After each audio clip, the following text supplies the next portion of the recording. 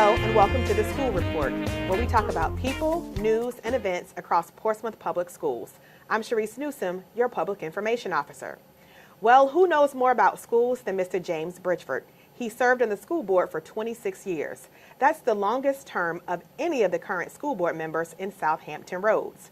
Earlier this year, Mr. Bridgeford announced that he plans to retire, so to speak, and pass the baton to the next generation of civic leaders. Mr. Bridgeford, thank you for joining us today on the School Report. 26 years, that is a long time. What made you want to stick around for so long? Well, it's the kids. Bottom line is the kids. And we had such a success going for us over the years. I just continued until, it finally dawned on me it's time for someone else to take over. Now, you were first appointed in 1990, and then Portsmouth School Board switched to an elected board, and you ran a campaign, you won, you've been serving ever since. What was it like in those early days when you were new on the board? Well, I came on at a time when school systems were appointed, and the reasoning was that you had to have the thoughts of the people that appointed you. It's a lot different than running a campaign where you're running for the taxpayers and you're trying to do the taxpayers' wishes. Luckily, I was appointed twice because I was there for a reason, and my bottom line is, again, the kids. And we had a lot of problems, maintenance, money, and I was willing to try to come forward and help solve, and I had enough people on council to nominate me and approve me for to go on it. And you've been on ever since. And I've been running ever since. Now, much of that time on the school board has been as chairman. What's that dynamic been like to be a school board member and to be chairman? It's a big difference, and I did not realize I was chairman for 12 years until someone pointed it out. It was time for me to step down. And I said, I did not realize that it had been that long. The big difference is you tackle a lot of problems, and not only do you tackle a lot of problems, you tackle a lot of personalities. We have a 9-member board. Each member has a different personality, and in my early years, the personality were really different, and you tried to mash in to try to bring everything forward. So I would like to think that my time has not been in vain, that I've made a lot of friends. I know I made some enemies, yes, but I think we've gotten a lot of things done. What do you like most about serving on the school board? The results of what you see from a year's labor and the cumulative effect that it has on the whole system. Not only does it have an effect on your kids, it has an effect on your employees, because you're there to try to do one thing, to try to make sure you're getting the best people that you can find to do the best job for the kids that you're supporting. Now, for some people who may not know what a school board member does, talk a little bit about what you've done on a day-to-day basis as a school board member. The decisions you have to make as a board member, it's important to remember one thing. I think this is the most important thing that they drive home when you first come on the board. You're one person, you're one vote. In order to get anything done within the system, you need 5 votes. And you have to bring a cohesion, and you don't want to try to have 5 people out of 9. That's just like just getting by. So I always try to have an effectiveness of having 8 votes. I would love 9 votes.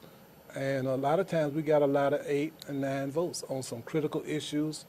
And I don't mind saying the most critical issue was the buildings that we did over a 15-year period. We now have a school system, and people don't realize this. We've come from a school system where we went to the community schools concept. We had no central air in a lot of buildings. We have all total buildings with central air. We have no trailers whatsoever in the system. That's big. That's a big plus. And we have all our schools have been modernized and pulled up to date, the maintenance and everything. So it was a long haul. That was the longest haul, that 15-year stint. And with the funding support and the help of the city leaders, which were with the city council. And during this whole time, I was a part of that. So yes, I'm proud of what we've done, and hopefully we can keep moving forward. Absolutely. Well, as you mentioned, there are a lot of things for you to be proud of. There are a lot of great things going on in Portsmouth to brag about. New schools, new academic programs, athletic championships. What do you love most about our schools? I think what I like most about them, as a matter of fact, I know what I like most about it. We are a small crown jewel hidden. We try to make sure people know about us. For some reason, the negatives get out, but the positives don't shine. Just like the TCC program we have for our students. Each year we get a report of how students are doing, and students come back. These students that we have in Portsmouth are just like anyone else. They can learn, and we have the one difference in our system and others in this area. We have a poor system, but we do a lot with the money that we receive from council. And I think council has seen that now. Well, that feeds right into the next question I was going to ask you. Serving on the board for 26 years, clearly you've seen a lot of challenges, a lot of ups and downs. Talk to me about maybe one or two of those challenges, and how have you handled them? In educational leadership. The biggest challenge has been when we, in my opinion, is when we had to have two things done. First, the accreditation. Been through 4 superintendents, we're on the 5th superintendent now, and to get these schools accredited was one thing. And when they initially came on board, and this was Dr. Stuckwish, he told us he had a timeline. We beat that timeline by 2 years. And I still say it now. The hardest part is not getting there. The hardest part is staying there. And so we're down again, and that's going to be the constant recycle of getting the kids, because you have a different cycle of kids every 3 or 4 years. That's true. And it's not the same. You have a different cycle of teachers, you have a different cycle of administrators, and somewhere along the line, that mesh or that perfect storm has to come together. And whoever's at the head of that storm has to try to keep it together. And that's where the problems are, because you can't, you got students are changing over, different environments and all of that. So the system, the school system is a constant change, and the people that are in that system have to be aware of that change and try to make the changes at the same time. Now, as a board member, what can you do to help support full accreditation and academics and all the other things where the school system is showing improvement but still has a way to go? Establish sound policies, number one, to make sure there are policies that we can deal with, find ways of making them, try to hold improvements or make improvements so that the employees that you have you can keep, and the ones that you don't have you can get. And I always tell employees that leave the system, especially when they come back, the grass is not always green on the other side, is it? So we have our problems, but I think as we go along, if we get capable people, and this is on the school board also, this is not an easy job, because we're not here, the school board is not here to hire people. We're here to hire one person. That's the superintendent. The superintendent hires people he thinks can function under him, and so forth and down the line. But we have to make important decisions on putting kids out of school, establishing sound policies to try to maintain and keep people in school, and also to try to make sure that parents understand you're welcome in our schools, but we're here to do a job, and we would like for you to help, but not try to tell us how to do it. That's important. I'm on the school board. I'm not an educator. I'm an accountant. I might be good with figures, but that's it. I don't need to go to the superintendent and say, you need to hire this person. I can say, well, I know somebody that's such and such, but you know, I think the most important thing is everyone realize what their functions are and try to make sure that they don't cause any chaos in the middle of it. Right. Everybody knowing their role and working together as a team. That's the most important thing, working together. If you're not working together, you're going to lose a lot of traction. I hear you. Well, what advice would you give to new school board members or people who are interested in serving on the school board? have an interest in kids, number one, and number two, be able to listen. I think the worst thing a person can do is come on board and in the first 6 months try to make major decisions, important decisions, and not doing the homework.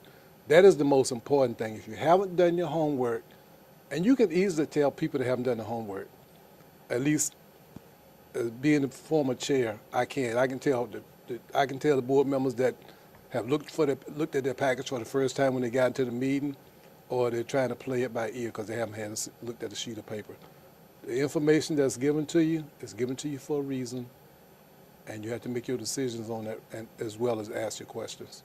So that means you spend time on school board work even outside of the meetings. Yes. About how much time would you say you devoted to being a school board member? It was a full-time job when I had a full-time job, and I kid you not, because I used to keep track of my hours, and I spent a lot of hours away from my job on doing days on personal leave, trying to take care of school board business, because certain things, you get so much paperwork, but you can't interpret all the paperwork, so you're going to have to ask questions. And if you don't go out and get the information, if you don't get the right facts, you can make a wrong decision.